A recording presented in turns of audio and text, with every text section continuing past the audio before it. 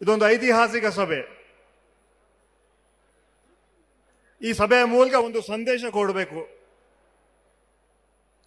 ಭಾರತೀಯ ಜನತಾ ಪಾರ್ಟಿಯ ಕೇಂದ್ರ ಸರ್ಕಾರ ಕಳೆದ 20 ವರ್ಷಗಳಿಂದ ಸನ್ಮಾನ್ಯ ಮನಮೋಹನ್ ಸಿಂಗ್ ಸರ್ಕಾರ, ಶ್ರೀಮತಿ ಸೋನಿಯಾ ಗಾಂಧಿಯ ಸರ್ಕಾರ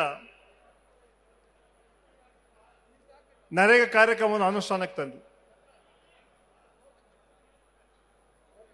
12 ವರ್ಷ ಆದರೂ ಕೂಡ 12 ವರ್ಷ ನಂತರ ಸನ್ಮಾನ್ಯ ನರೇಂದ್ರ ಮೋದಿ ಅವರ ಜ್ಞಾನೋದಯ ಆಗಿದೆ ಅಂತೆ.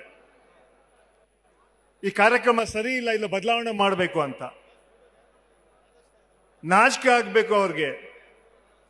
12 ವರ್ಷವರೆಗೂ ನಿಮ್ಗೆ ಗೊತ್ತಾಗ್ಲಿಲ್ವಾ ಈ ಕಾರ್ಯಕ್ರಮ ಸರಿ ಇಲ್ಲ ಅಂತ ಗೊತ್ತಾಗ್ಲಿ? ಈಗ ಜ್ಞಾನೋದಯ ಆಗಿತ್ತ ನಿಮ್ಗೆ?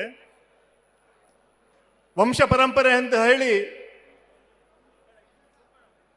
ಪಂಡಿತ್ ಜವಾಹರ್ಲಾಲ್ ಹೇಳುವಂತಹ ಹಲವಾರು ಕಾರ್ಯಕ್ರಮಗಳ ಹೆಸರುಗಳನ್ನು ಬದಲಾವಣೆ ಮಾಡಿದ್ರಿ. ಇಂದಿರಾ ಗಾಂಧಿ ಹೆಸರಿನಂತ ಹಲವಾರು ಕಾರ್ಯಕ್ರಮಗಳ ಬದಲಾವಣೆ ಮಾಡಿದ್ರಿ. ರಾಜೀವ್ ಗಾಂಧಿ ಹೆಸರಿನಂತ ಹಲವಾರು ಕಾರ್ಯಕ್ರಮಗಳ ಬದಲಾವಣೆ ಮಾಡಿದ್ರಿ. ಕೊನೆಗೂ ನೀವು ಮಹಾತ್ಮ ಗಾಂಧಿ ಕೂಡ ಬಿಡಲಿಲ್ಲ. ನಾಥುರಾಮ್ ಗೋಡ್ಸೆ ಅವರು ಮಹಾತ್ಮ ಗಾಂಧಿಯನ್ನು ಕೊಂದ್ರು. ಅವರ ಕೇಂದ್ರ ಬಿಜೆಪಿ ಸರ್ಕಾರ ಮಹಾತ್ಮ ಗಾಂಧಿಯ ಸಿದ್ಧಾಂತಗಳನ್ನು ಕೊಲೆ ಮಾಡಿದ್ದಾರೆ. ಇನ್ನು ಮುಂದೆ ಮಹಾತ್ಮ ಗಾಂಧಿಯ ಪ್ರತಿಮೆ ಮುಂದೆ ಧರಣ ಮಾಡದ ನೈತಿಕತೆಯನ್ನು ಕಳ್ಕೊಂಡಿದ್ದಾರೆ ಭಾರತೀಯ ಜನತಾ ಪಾರ್ಟಿಯವರು. ಈ ನಮ್ಮ ಹೋರಾಟ ಕೇವಲ ಕಾಂಗ್ರೆಸ್ ಪಕ್ಷದ ಹೋರಾಟ ಅಲ್ಲ, ಜನಪರ ಹೋರಾಟ. ಏನು ಈ ಕಾರ್ಯಕ್ರಮವನ್ನು ಬದಲಾವಣೆ ಮಾಡಿದ್ರು ಅದರ ವಿರುದ್ಧ ನಾವು ಹೋರಾಟ ಮಾಡ್ತಾ ಇದ್ದೀವಿ. ಮತ್ತೆ ಮಹಾತ್ಮ ಗಾಂಧಿ ನರೇಗಾ ಕಾರ್ಯಕ್ರಮ ಬರೋವರೆಗೂ ನಾವು ನಮ್ಮ ಹೋರಾಟಗಳನ್ನು ಮಾಡ್ತೀವಿ. ಸನ್ಮಾನ್ಯ ಮಲ್ಲಿಕಾರ್ಜುನ್ ಖರ್ಗೆ ಸಾಹೇಬರ ನಾಯಕತ್ವದಲ್ಲಿ, ಸನ್ಮಾನ್ಯ ರಾಹುಲ್ ಗಾಂಧಿ ಅವರ ನಾಯಕತ್ವದಲ್ಲಿ ದೊಡ್ಡ ಹೋರಾಟ ಇಡೀ ದೇಶದಲ್ಲಿ ನಡೀತಾ ಇದೆ. ಕರ್ನಾಟಕದ ಎಲ್ಲ ಜಿಲ್ಲೆಗಳಲ್ಲಿ, ತಾಲೂಕುಗಳಲ್ಲಿ, ಕ್ಷೇತ್ರಗಳಲ್ಲಿ ಈ ಹೋರಾಟಗಳನ್ನು ಹಮ್ಮಿಕೊಂಡಿದ್ದೇವೆ. ಭಾರತೀಯ ಜನತಾ ಪಾರ್ಟಿ ಕೇಂದ್ರ ಸರ್ಕಾರ ಒಂದು ದೊಡ್ಡ ಷಡ್ಯಂತ್ರ ಮಾಡಿದೆ. ಬಹುಶಃ ಈ ಮಹಾತ್ಮ ಗಾಂಧಿ ಸಿದ್ಧಾಂತಗಳಿಗೆ ಒಪ್ಪಿಗೆ ಇಲ್ಲ ಅಂತ ಕಾಣ್ತದೆ. ಸಂವಿಧಾನ ಬದಲಾವಣೆ ಮಾಡಿದಂತಹ ಹುನ್ನಾರ ಭಾರತೀಯ ಜನತಾ ಪಾರ್ಟಿ ಕೇಂದ್ರ ಸರ್ಕಾರ ಕೂಡ ಮಾಡ್ತಾ ಇದೆ. ಹಾಗಾದ್ರೆ ಬಿಜೆಪಿಯವರು ಮಹಾತ್ಮ ಗಾಂಧಿ, ಬಾಬಾ ಸಾಹೇಬ್ ಅಂಬೇಡ್ಕರ್ ಅವರ ವಿಚಾರಧಾರೆಗಳಿಗೆ ಒಪ್ತಾರೋ ಇಲ್ವೋ ಅಂತ ಹೇಳಬೇಕಾಗ್ತದೆ. ಇವತ್ತು ಈ ಕಾರ್ಯಕ್ರಮ ಮೂಲಕ ಇಡೀ ರಾಜ್ಯಕ್ಕೆ ಒಂದು ಸಂದೇಶ ಹೋಗುತ್ತೆ.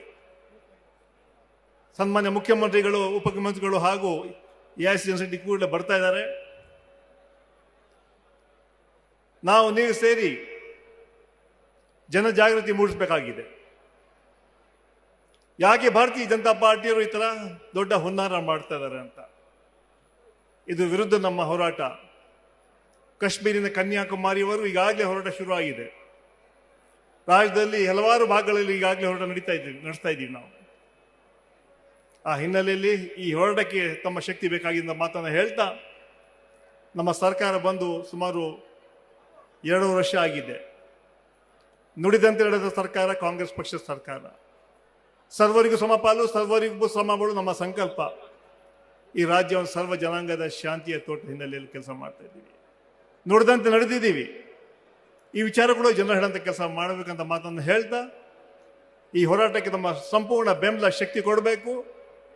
ಇದೊಂದು ಆಂದೋಲನ, ಇದೊಂದು ದೊಡ್ಡ ಹೋರಾಟ. ಇದಕ್ಕೆ ಹೆಚ್ಚು ರೀತಿಯಲ್ಲಿ ನಾವೆಲ್ಲ